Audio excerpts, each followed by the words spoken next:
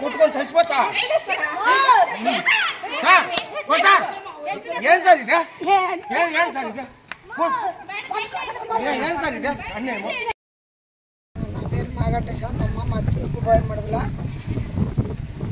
బోయమడుగుల పాఠశాలలో విద్యా committee number. నేను ఈరోజు వెంగయ్య సార్ అనే అతను ఎస్టీ అమ్మాయిని ఒక అమ్మాయిని తీసుకొని పోయి గందరగోళం అయి ఉంటే మేము పేరెంట్స్ అడగటానికి వెళ్ళాము.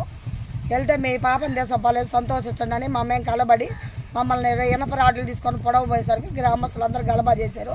అతను పరారయ్యాడు.